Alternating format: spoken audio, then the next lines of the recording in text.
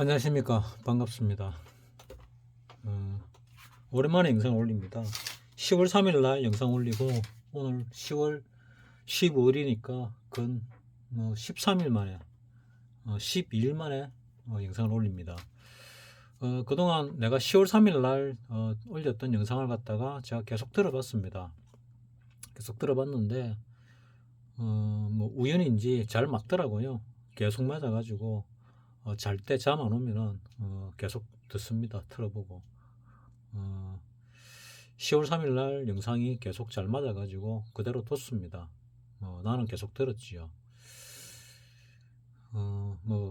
항상 찍을 때 영상을 찍을 때 긴가민가 하면서 찍습니다. 주식시장에 대해서 누가 확신을 가지고 얘기할 수는 없거든요. 그냥 흐름을 보고 보이는 대로 마음을 깔아앉혀서 보고 보이는 대로 영상을 만들어서 올리는데 운 좋게 거의 매번 잘 맞는 편에 속합니다. 그래서 내 영상을 보는 분들이 그게 도움이 되시는지 보는 분들은 보는 시간이 좀 긴 것 같더라고요. 조회수에 비해서. 그래서 조회수에 비해서 시청 시간이 좀 긴 편입니다. 제 영상은 상당히 깁니다. 자, 오늘은 그동안에 내가 급한 일도 있었고 또 영상도 10월 3일 올렸던 게 잘 맞고 있고 이래서 영상을 안 찍어 올렸습니다. 너무 오래 안 찍어 올렸으니까 영상을 하나 찍어 올립니다. 이 차트는 지금 비트코인 차트입니다. 비트코인 차트인데 이거를 왜 올렸냐? 이거는 비트코인 이제 월봉 차트입니다. 월봉. 이 월봉 차트를 지금 올린 이유가 뭐냐 하면은 이래 흘러왔다. 2017년 언제부터인데 더 전에는 내가 제일 처음 봤던 거는 피자 한 판 한 2,000원 만원 정도 할 때부터 봤거든요.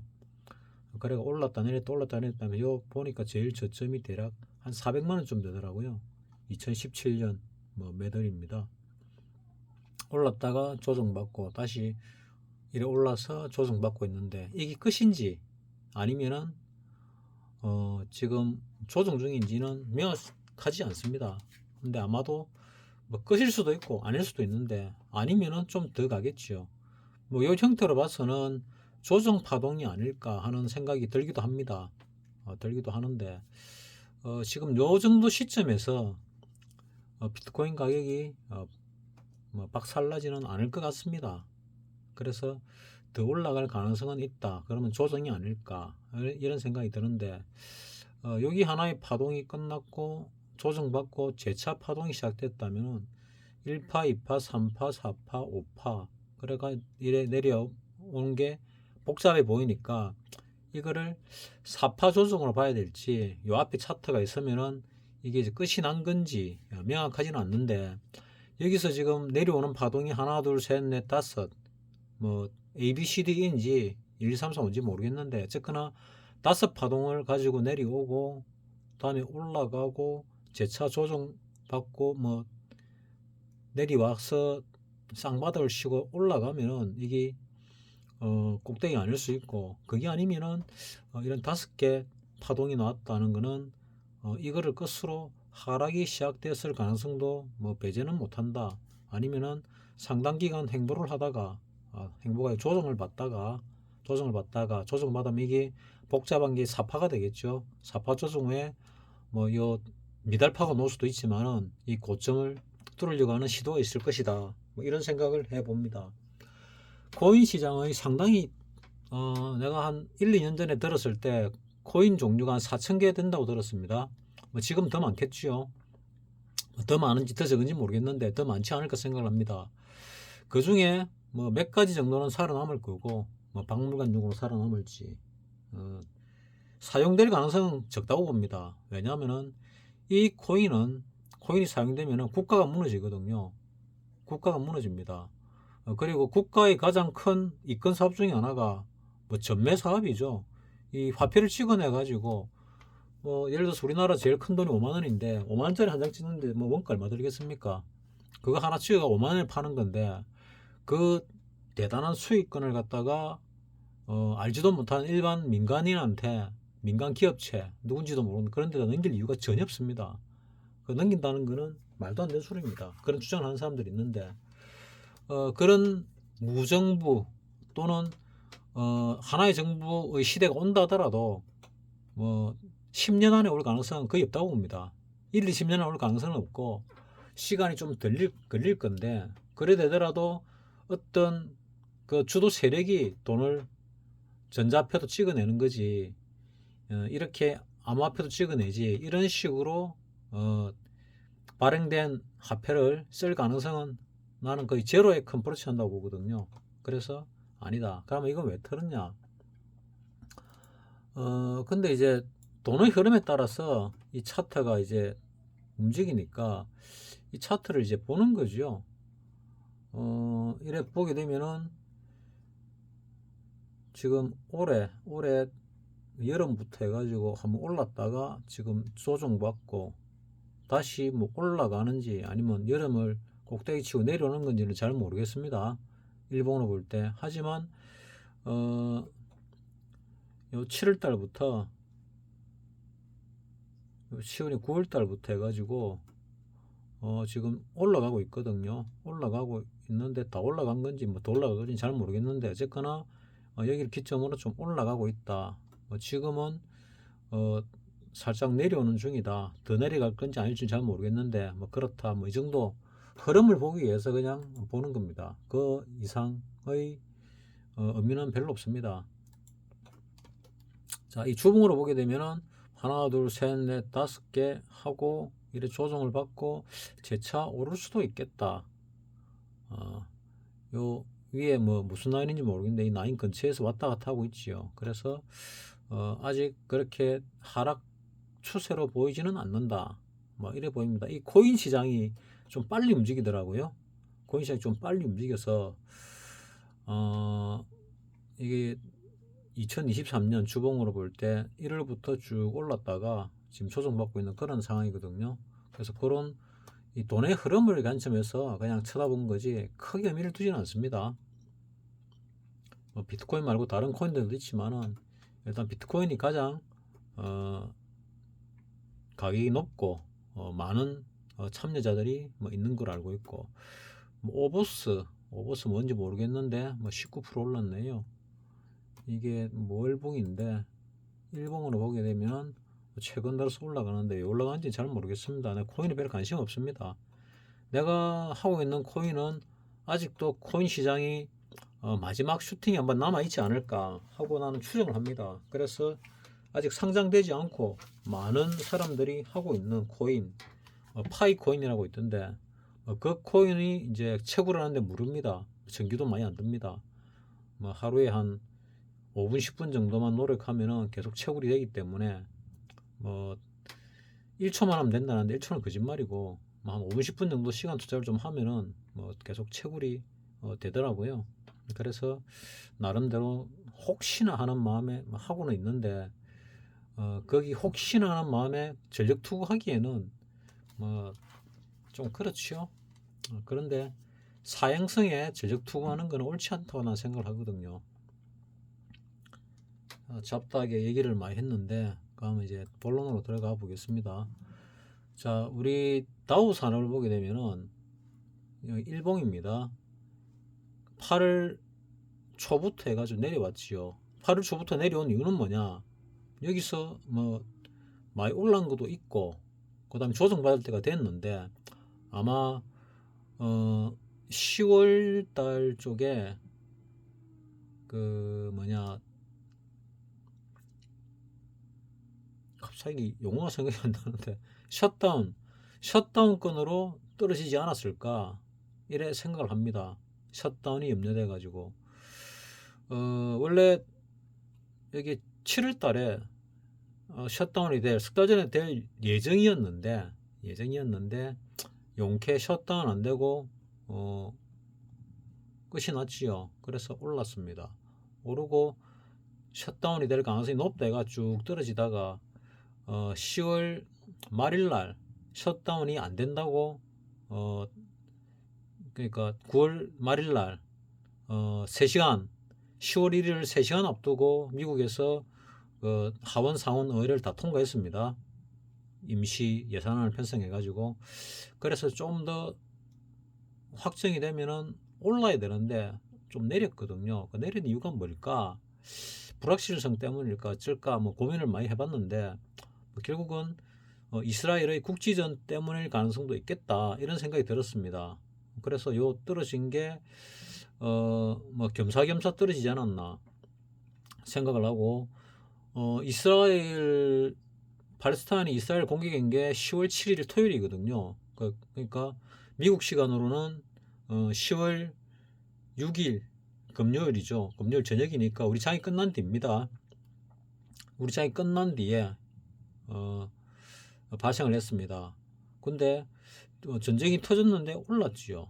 전쟁이 나기 전에 이렇게 내리다가 횡보하다가 올랐거든요. 그래서 이 세력들은 미리 알고 있었다. 전쟁이 갑자기 터졌으니까 하락할 거라고 다들 생각을 할 가능성이 많습니다. 개미들은. 근데 위로 올랐습니다. 올랐고 볼밴드 상단 부딪히고 하단에서 더 많이 떨어졌다가 다시 중단까지 올랐거든요. 그리고 지금 과열권에 접어들었죠. 그래서 아마 여기서 횡보를 좀 하다가 아니면 바로 위로 좀 더 올라가지 않을까 하고 나는 다우 차트를 보고 생각을 합니다. 그래서 다우 차트를 보고 나스닥 차트를 보면 나스닥이 가보면 여기 바닥을 찍고 하나 둘 셋 넷 조정받고 재차 올라가지 않을까 하는 뭐 그런 생각에 있습니다. 근데 지금 여기도 과열권에서 하락을 하고 있지요. 그래서 아마 조금 더 빠지거나 여기서 횡보 조정을 하거나 아니면 들어 올릴 가능성이 좀 있지 않을까 뭐 이런 생각을 합니다. 뭐 갑자기 또 다른 뉴스가 발생하면 뭐 어떻게 될지 잘 모르겠습니다. 그리고 S&P 500을 보게 되면은 S&P 500도 다우하고 비슷한데 다우보다 조금 더 세죠. 21선을 갖다 뚫고 올라가서 위에서 조정을 받고 있죠. 그래서 여기서 횡보를 요 근처에서 횡보를 좀 하다가 위로 갈 가능성이 높다. 이렇게 나는 생각을 하고 있습니다. 내가 바라보는 관점에서 필라델피아 반도체를 보게 되면은 필라델피아 반도체는 올랐다가 음봉이 크게 떨어졌지요. 그래서 이거는 조금 밑으로 갈 가능성도 있나? 필라델피아 반도체를 보는 이유는 삼성전자, 우리나라 삼성전자에 영향을 많이 미치는 것 같아가지고 우리나라 삼성전자 비율이 워낙 크니까 이걸 무시할 수 없어서 나는 보고 있습니다. 그래서 짱대 음봉이 이렇게 놓으면은 이 하나로 끝나는 경우가 잘 없습니다. 마지막에 하락의 마지막에 놓으면은 거의 바닥에 왔다는 것을 신호로 알려주던데 처음에 이래 되면은 상당 부분은 밑으로 가는데 다른 지표들이 뭐 그래도 큰 하락이 없고 상방을 가리키니까 아마도 올랐다가 짧은 조정 후에 재차 올라갈 가능성이 있지 않을까 생각합니다. 올라간다고 해가지고 이 고점을 뚫고 올라간다는 얘기는 아닙니다. 여기서부터 반등하면서 올라가는 게 조금 더 남았을 수도 있다. 끝났을 수도 있고 이래 보는데 조금 더 올라가지 않을까 위쪽으로 뭐 생각을 합니다. 내가 다전장 동시전투 개념을 말씀드렸죠. 다전장 동시전투를 미국 방부에서 들고 나왔었는데 일단 그 우크라이나 러시아하고 저 전쟁을 하고 있지요. 러시아하고 젤렌스키하고 전쟁을 하고 있는데 그 전쟁이 하나의 전장이고 그 앞전에 전장은 끝이 났고 그 다음에 그 이스라엘이 그 유명한 모사드가 이 팔레스타인의 전쟁 징후를 못 잡아냈다. 나는 믿을 수가 없습니다. 그리고 CIA가 전혀 눈치 못 챘다. 이것도 믿을 수가 없습니다. 모사드의 정보력이 CIA보다 더 뛰어나다고 나는 대충 알고 있거든요. 근데 그 중동전에서는 중동 쪽에서 얘기입니다. 근데 모사드도 눈치 못 채고 CIA도 눈치 못 챘다. 나 이거 안 믿습니다. 그래서 전 세계 전장이 이제 하나 더 늘었습니다. 중동의 하획구들이 여러 개가 있습니다. 여러 개가 있는데 남중국해에서도 전장이 벌어질 가능성이 있고, 뭐 저기 인도 쪽에서도 벌어질 가능성이 있고, 중국을 주변으로 해가지고 벌어질 가능성이 많습니다. 그래서 우리나라 쪽에도 벌어질 가능성이 없지는 않습니다. 준비를 하지 않으면 반드시 벌어집니다. 근데 우리가 만반의 준비를 하고 있으면은 윤석열이가 제대로 준비를 하고 있으면은 안 벌어지고, 준비를 안 하면 벌어지겠죠. 근데 미군에 착 달라붙고 일본하고도 친하게 지내면서 예전에 그 김일성이 얘기했지요. 미국과 일본을 각근으로 비교했습니다. 각근, 미국이나 일본 하나만 풀려도, 한국에서 풀려도 각근은 풀린다, 이런 논리였죠. 그 미국과는 동맹이기 때문에 풀기가 쉽지가 않은데 일본과는, 우리나라가 일본을 그리 좋아하진 않죠. 좋아하면서도 싫어하는 게 일본이죠. 또 싫어하면서도 좋아하는 게, 일본 물건은 좋아하는 게 또 한국 사람이었고, 그래서 북한보다 일본을 갖다가 더 좋아하는 경우가 없습니다.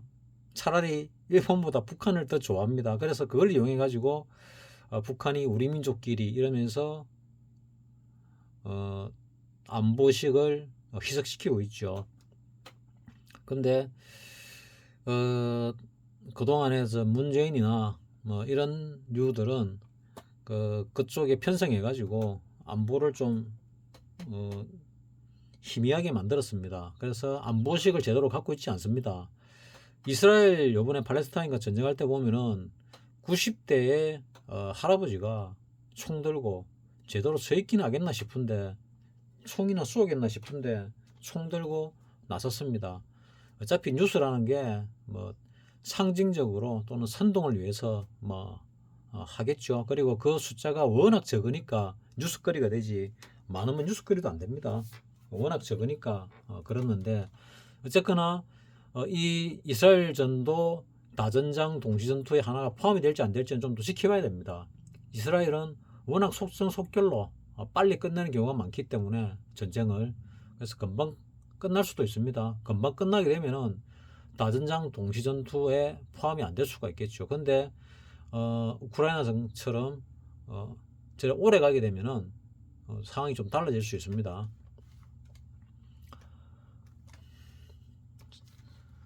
자, 지금 우리나라 같은 경우는 그 휴일이 많아가지고 파동이 좀 그 미국장과 좀 다르게 돼 있는데, 어쨌거나 볼리밴드 상단을 부딪히고 하단에 부딪히고 더 빠졌다 이게 과대가 되었다가 재차 올라오고 있죠. 올라오면서 지금 5일선 11선 모든 이평선을 다 끼고 밑으로 내려왔다가 이제 회복하는 중입니다. 회복하는 중이고 5일선은 뚫었고 11선도 뚫었는데 21선을 뚫지 못하고 요 밑에 요 선이 201선인가 보네요. 241선에 부딪혔다가 저항받고 내려와서 아마 여기 5일선 11선 여기서 저항을 받고 재차 21선 돌파 시도를 하지 않을까, 요 241선 돌파 시도를 하지 않을까, 이래 생각을 합니다. 경기가 나쁘다는데 왜 돌파한다 그러냐, 경기가 나쁜 거하고 주가하고 연관이 많이 있지만은, 많이 있기는 하지만은 근데 뭐 직접적인 연관은 조금 적습니다. 그리고 주가가 선행을 하기 때문에 특히 그렇죠. 그리고 바닥이 있는데 이 바닥을 갖다가 이때 분위기가 완전 뚫을 분위기였는데 못 뚫었거든요. 그리고 깨작깨작거리고 올라왔고 9월 18일 요때부터 해가지고 외국인이 계속 팔고 있습니다. 주식을 계속 팔고 있습니다. 계속 사던 외국인이 주식을 팔기 시작했다. 매도세로 돌아섰나? 글쎄요. 매도세로 돌아선 건지 어쩐 건지 잘 모르겠는데 일단은 외국인들이 계속 팔고 있습니다. 자, 코스피를 보게 되면 외국인들이 9월 18일부터 하루도 쉬지 않고 계속 팔았지요. 계속 팔고 있습니다. 이 내릴 때 판 건 이해가 가는데 올라오면도 팔고 있지요. 그래서 외국인들은 일단 하방을 보고 있다. 우리가 저 앞에서부터 작년부터 작년 전반기부터 사기 시작한 걸 갖다가 이제는 팔고 있다. 팔고 있다. 그러면은 뭐냐? 이제 반등이 할 만큼 했나? 뭐 반등이 좀 할 만큼 했죠. 했는데 여기서 기관들이 사가지고 밀어 올려야 됩니다. 밀어 올리고 개인이 또 사가 밀어 올려야 되는데 개인은 내려올 때 사고 올라갈 때 팔거든요. 나중에 개인이 사서 올릴 때가 여러분들이 빠져놓을 마지막 타이밍입니다. 그때가 각 종목들이 뭐 난리가 나는 그런 시기가 되겠죠. 그게 한번 있고 나서 저 세상으로 굴러가지 않을까. 또 하나의 인간 지표로 보게 되면은 박사님이 나 인간 지표죠. 인간 지표 입장에서 볼 때, 자 먼저 이건 업종 차트고 주식 차트를 보게 되면은 이거 삼성전자입니다. 삼성전자가 여기서 보리지밴드 상단을 뚫고 갭 상승을 했다가 쭉 빠졌죠. 쭉 빠지고 보리지밴드 하단을 닫고 더 밑으로 떨어지니까 반등이 들어왔습니다. 반등이 들어오고 21선 요 이평선들이 모여있는 곳에서 저항을 안 받고 내려왔는데 이 내려온 게 또 뭐 5일선 11선 위에서 지지를 받았습니다. 그래서 아직은 위쪽으로 좀 더 가지 않을까. 요 CCI 상에서도 지금 윗방향으로 지금 매수 신호가 나왔죠. 여기서 매수 신호가 나왔습니다. 11선을 뚫고 올라가면서 매수 신호가 나왔다 해가지고 바로 올라가는 경우는 시장이 아주 강한 경우고 보통의 경우는 매수 신호보다 더 밑으로 떨어졌다가 올라가는 경우들이 많습니다. 그래서 삼성전자도 매수 신호가 나온 것 같아. 그리고 박사님 같은 경우는 그 작년부터 해가지고 거의 뭐 계좌가 걸레가 됐습니다. 계좌가 걸레가 돼 있고 그 와중에 하나 크게 물린 게 있었거든요. 전체 자산의 한 10%에서 20% 정도 들어간 아주 큰 종목이 있었는데 지난주죠. 요 며칠 전에 팔았으니까 며칠 전에 몇 년 동안 깨작깨작거리고 평가손을 내고 있던 종목 은행주 가지고 있다 그랬죠. 이제 종목을 밝히겠습니다. 기업은행 한 4, 5년 동안 평가손으로 갖고 있다가 드디어 팔았습니다. 팔고 제가 조만간에 뭐 수십 프로 물려있던 뭐 한 50%, 40%, 50%, 60% 물려있던 종목들 중에서 몇 개가 튀어 올라올 거다 했는데 튀어 올라와 가지고 또 현금이 돌기 시작했습니다. 그래서 박사님은 예전 기법대로 다시 돌아가서 이제 안정적인 수익을 낼 겁니다. 계속 시도하면서 욕심을 부려가 하면 안 되는 행동을 했는데 왜냐 뭐 본인과 실력이 비슷하다 생각되는 또는 본인보다 못하다 실력이 못하다 생각되는 그런 사람들이 유튜브에서 돈을 갖다가 엄청나게 버니까 물론 조건은 틀립니다. 그 사람들은 가정이 없는 사람들이고 박사님은 가정이 있는 사람들이니까 또 그 사람들은 전업투자자고 박사님은 일을 가지고 있는 사람이니까 시간상으로 또는 이제 금전적으로 조건은 틀리지만은 박사님도 욕심을 부렸지요. 과하게. 그래서 과하게 욕심 부리면 시장이 어떻게 한다는 걸 보여줬습니다. 내가 작년부터 고수를 잡는 시장이라고 말씀드렸죠. 그래서 고수들이 상당 부분 잡히지 않았을까? 그 잡힌 고수들의 기준도 다 말씀드렸습니다. 그래서 이제 조금 올라갈 때도 되었다. 뭐 이런 생각을 합니다. 뭐 전쟁이 하나 더 터졌잖아요. 전쟁이 하나 더 터지면서 이제 거의 바닥이다. 그리고 우리나라 같은 경우는 폭탄을 여러 가지 안고 있습니다. 여러 가지라는 게 뭐냐면 금리가 미국보다 우리가 쌉니다. 미국이 항상 금리가 싸고 우리가 금리가 높거든요. 근데 반대로 우리나라가 금리가 싸고 미국이 높습니다. 그러면은 우리나라에 있는 외화 자금들이 미국으로 언제든지 빠져나갈 수 있는 여건을 가지고 있습니다. 그 다음에 부동산에 또 폭탄이 하나 있습니다. 연끌을 한 부동산들 금리가 올라가면서 또 금리를 또 우리나라 더 올려야 되는데 금리가 올라가면서 이자를 갖다가 한 달에 예를 들어서 2030이나 3040이 집을 샀는데 자기가 수입이 한 달에 500이다. 근데 한 200 정도를 갖다가 연끌한다고 사가 이자를 내고 있고 300으로 생활을 한다. 근데 이 은행 금리가 올라가지고 예전에 처음에 약정했던 것보다 한 2배로 올랐다. 그러면은 한 400이 되지 않습니까? 한 400까지 올라버리면은 월급 받아가 쓸 수 있는 100만 원밖에 없지요. 도저히 생활이 안 됩니다. 그럼 빚을 끌어다 쓰겠지요. 빚을 끌어다 쓰면서 이자를 메꾸고 생활을 하고 이러다가 결국 터지면은 부동산에 폭탄이 됩니다. 그러면 부동산이 뭐 대급락을 하겠죠. 지금 올라가는 거는 고점 대비 부동산 얘기입니다. 고점 대비 하락분에 대한 반발로 올라가는 거죠. 뭐 주식 조금 배운 사람들 여자들 하는 말로 뭐 기술적 뭐 반등 이래 샀는데 뭐 그걸로 보시면 됩니다. 뭐 이격과에 대한 반등인데 뭐 기술적 반등이라는 말을 누가 많이 써놓으니까 뭐 좀만 오르면 기술적 반등 하는데 그 말하는 그런 반등으로 보시면 됩니다. 그리고 얼마 있다가 다운을 할 거다. 다운할 때 또 무지막지하게 또는 아주 찰지게 한번 하락을 하지 않을까 생각합니다. 그때 지수가 상당히 많이 빠질 텐데 얼마큼 빠질 거냐. 그래 빠지더라도 이 저점을 깰 거냐 어쩔 거냐. 깰 수도 있고 안 깰 수도 있는데 가능성으로 볼 때는 안 깰 가능성이 많다 하고 나는 생각을 합니다. 그러려면은 좀 더 올라야 되겠죠. 좀 더 올랐다가 빠져야 안 깰 수 있다.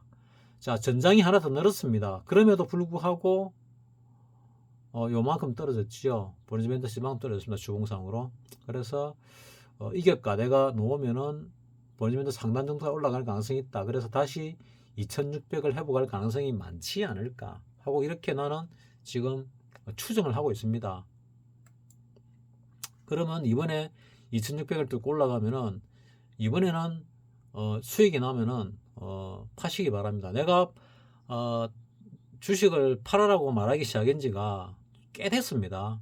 그리고 다시 살 때 조금 사라고 말한 지가 꽤 됐습니다. 그래서 여러분들이 현금 보유액이 상당히 늘었을 거라 생각합니다. 그럼에도 불구하고 올라오면은 올라갈 때 밑에서 많이 사지 말라고 했습니다. 여기 조정 받을 때 파란 거에 일부만 사세요. 그리고 더 빠지면은 여기서 더 빠질 수도 있습니다. 가능성은 적지만은 더 빠지면은 바닥을 확인하고 가진 돈을 들고 들어가면 되고 올라가면은 뭐 조금씩만 사고 들고 있는 종목 중에서 물린 종목들이 아마 많을 겁니다. 여기서 이렇게 내려왔지만은 개인들이 가진 종목들은 거의 다 물려 있을 거거든요. 근데 이 작전 세력, 뭐 우리가 소위 작전 세력이라 그러죠. 또는 그 종목의 주인들, 각 종목마다 주인들이 다 있습니다. 작전 세력들이 다 있습니다. 그 사람들이 자기 돈으로 하는 게 아니거든요, 대부분. 그러면 남의 돈으로 하게 되면 항상 이자를 줘야 되죠. 그 이자를 주게 되면은 그 빌리는 돈이 뭐 길어봐야 2, 3년, 3, 4년 안 주기겠죠.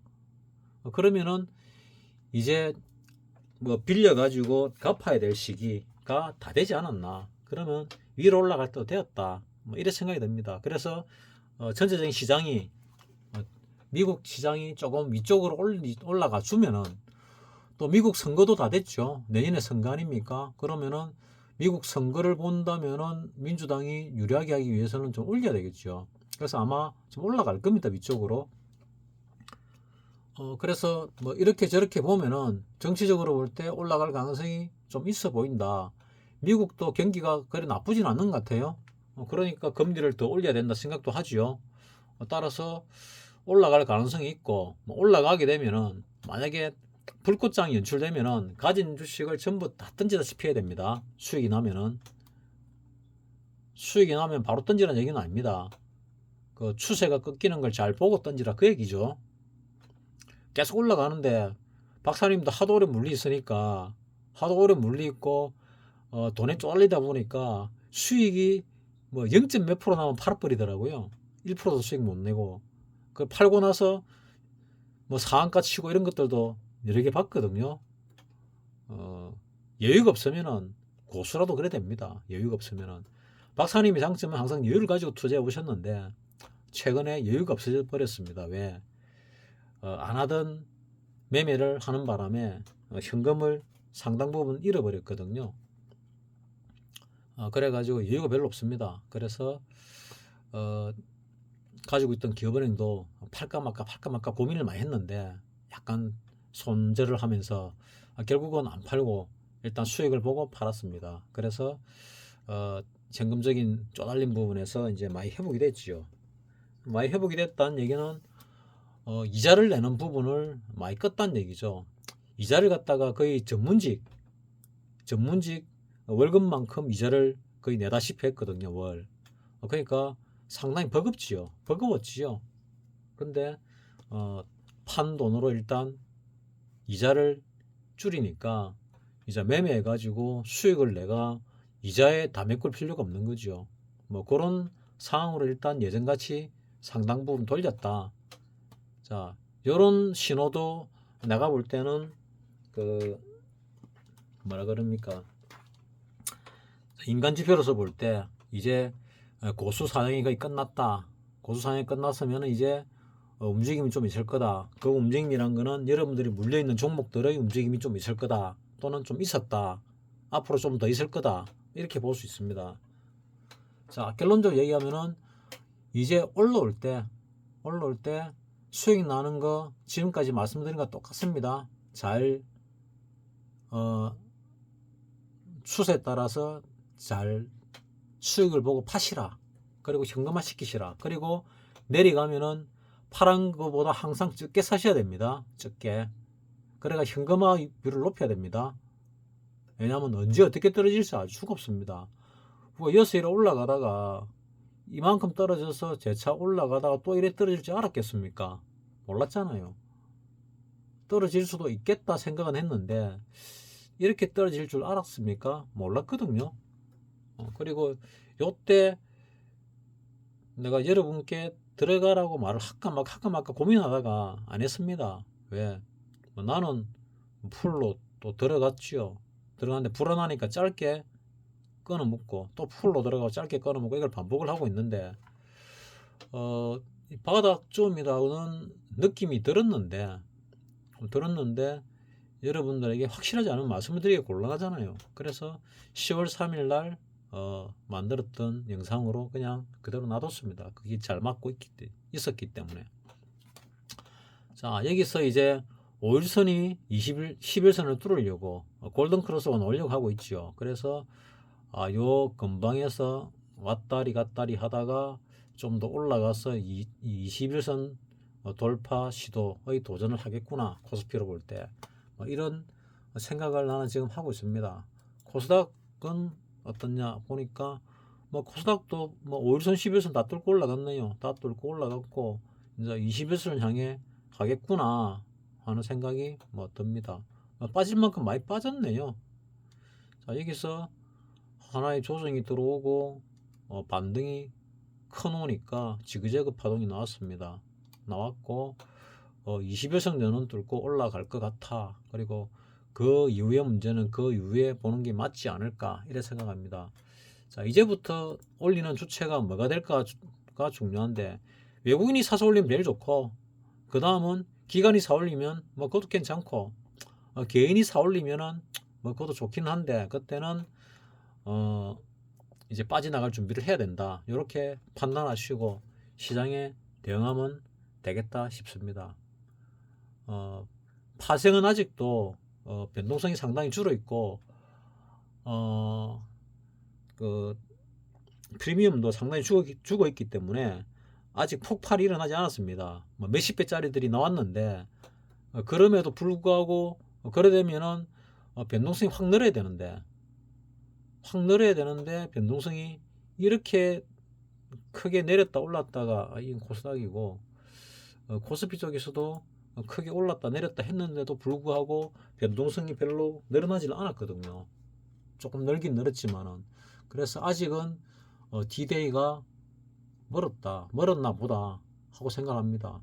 이 떨어질 때 맞췄습니다. 맞추고 내가 추세 맞게 들어갔는데 수익이 조금 나다가 손실로 박살이 나버렸지요. 일상에서 문제가 생기면은 좀 문제가 생기면 내가 2배씩 한 5번 5번을 먹었거든요. 2배씩 5번을 먹었으면은 30배가 난 거 아닙니까? 내가 10번이 목표인데 10번을 못했습니다. 10번을 하면은 1000배가 되죠.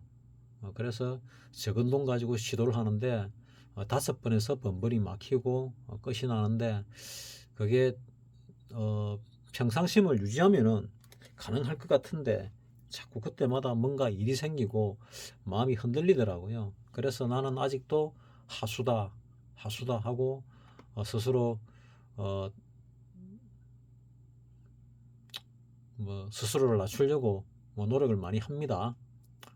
자, 여러분들은 주식은 레버리지를 쓸 필요 없고 팔 필요 없습니다. 레버리지를 쓰지 않고 팔지 않으면은 박사님 같이 안 팔면은 결국 4년 5년 나는 그 들고 있었던 자체가 대단하다고 생각합니다. 들고 있었던 자체가 그때도 뭐지다다 그랬냐면은 그 단타를 치다가 갑자기 메이저세리에 확 빼버리는 바람에 손절할 타이밍을 놓쳐가지고 4년 동안 들고 있었고 그나마 배당을 많이 해주는 종목이다 보니까 기업은행이 뭐 최근 배당은 한 8% 정도까지 나왔나 보더라고요. 그러다 보니까 그냥 들고 있었습니다. 그래서 결국 수익 내고 뭐 0.8% 수익 냈다는데 수익 내고 판 겁니다. 자, 가능하면은 내가 바빠도 좀 더 자주 영상을 올리겠습니다. 올리고 이 상황에서는 뭐 여미치 변곡점이다 하는 느낌이 왔기 때문에 10월 3일 날 영상을 10월 1일 만들고 10월 3일 날 다시 만들었죠. 그리고 그때 말했던 말들이 잘 맞아 들어와 왔기 때문에 거의 내가 매일 듣다시피 했거든요. 계속 맞아 들어가고 있기 때문에 영상을 만들지 않았습니다. 추가적으로. 근데 시간이 2주 가까이 지나다 보니까 오늘 별 내용은 없지만은 또 한번 영상을 만들었습니다. 자, 오늘 핵심은 박사님이 이제 현금이 돌았다. 그래서 조금 고수들이 먹을 수 있는 시장이 이제 되고 있다. 조금 변화를 했다. 1년 동안 고수들이 상당히 힘들었는데 이제 조금 그게 풀리는 것 같아. 이게 하나의 중요한 부분이고 또 하나는 다전장 동시전투 미국 방부가 얘기했는데 이스라엘이 팔레스타인과의 전쟁 이스라엘이 먼저 침공을 받았습니다. 이스라엘 침공을 먼저 한 게 아니고 이번 사건만으로 볼 때 실제적인 건 잘 모르겠는데 이번 사건만으로 볼 때 그렇습니다. 그 넷마까지는 잘 모르겠는데 이번 사건의 뉴스로 볼 때는 팔레스타인이 이스라엘을 먼저 침공했습니다. 미사일 5,000발을 가지고 미사일만 5,000발인지 뭐 다련장도 포함된 건지 모르겠지만 어쨌거나 공격을 받았고 이스라엘이 다 죽여버리겠다. 팔레스타인 쪽에다가 가자 지역 쪽에 있는 민간인들 빨리 피신해라. 다 죽여버린다 하고 선언을 한 상태입니다. 그래서 아마 이스라엘은 약속을 잘 지키니까 아마 그냥 두지 않을 것 같습니다. 그래서 전쟁이 짧은 시간에 끝이 날지 긴 시간이 갈지는 모르겠으나 팔레스타인에게 무기를 지원해준 나라 중에 하나가 북한도 포함됩니다. 그래서 북한이 만약에 팔레스타인과 이스라엘은 비교가 안 됩니다. 무기와 무기 전력이 있어가지고 이스라엘 같은 경우는 전 아랍을 상대로도 부터가 이긴 적이 있습니다. 근데 팔레스타인의 기습 공격에 속수무책으로 당했거든요. 고인지 일부러인지 진짜 몰랐는지는 난 모르겠지만 어쨌거나 당했습니다. 북한이 만약에 예전 이름 특수팔군단 20만 명이 있습니다. 이거 중에 2만 명만 가지고 저와 같은 행동을 실행에 옮긴다. 우리나라 쑥밭이 됩니다. 그리고 우리나라 서울 점령도 가능합니다. 그 정도 전투력이거든요. 거기다가 땅굴을 활용했으니까 땅굴이 상당히 유용하게 쓰였죠. 그 월남전에서도. 그래서 그런 걸 볼 때 우리가 경각심을 가지고 안보에 신경을 쓰면은 전쟁이 우리나라에서 나지 않을 것이고 또 대통령이 외교를 잘해야 되겠죠. 전장을 우리나라 쪽 끌어들이지 말고 밀어야 됩니다.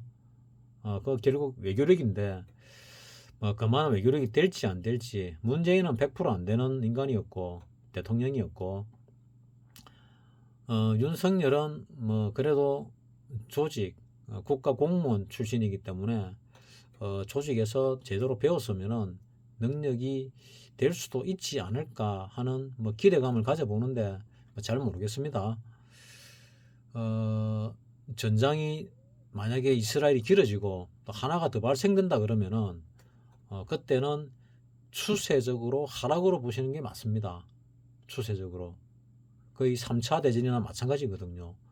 전장이 하나가 더 늘어나면 그 다음에 하나가 더 늘어날 가능성이 99%입니다. 그래서 그 다음 전쟁이 또 터지냐가 우리나라 시장, 뭐 다우도 마찬가지겠지만 특히 우리나라 시장 쪽에서는 아주 큰 관건이 될 겁니다. 거다가 우리나라 대통령의 외교력, 이게 또 큰 관건이 되겠죠. 그 외교력이라는 게 뭐냐면은 전장을 우리나라 쪽으로 불러들이느냐, 아니면은 우리나라 쪽으로 불러들이지 않고 우리나라의 세계에서 가장 큰 미군 기지를 갖다가 군수물자 기지화 시켜가지고 일본이 6.25 사변 때 이 전쟁을 이용해서 국가를 재건하듯이 우리나라도 세계 초인류 국가가 되는 기틀을 마련할 수 있는지는 오로지 외교력에 달려 있습니다. 그래서 나는 후자가 되었으면 좋겠다 하고 나는 생각을 하는 사람 중에 한 명입니다. 자, 오늘은 어찌 보면 가볍게 얘기했고 어찌 보면 상당히 중요한 내용의 얘기를 갖다가 언급을 했습니다. 여러분들 매매하는데 트레이딩 하는데 도움이 되셨으면 합니다. 마치겠습니다.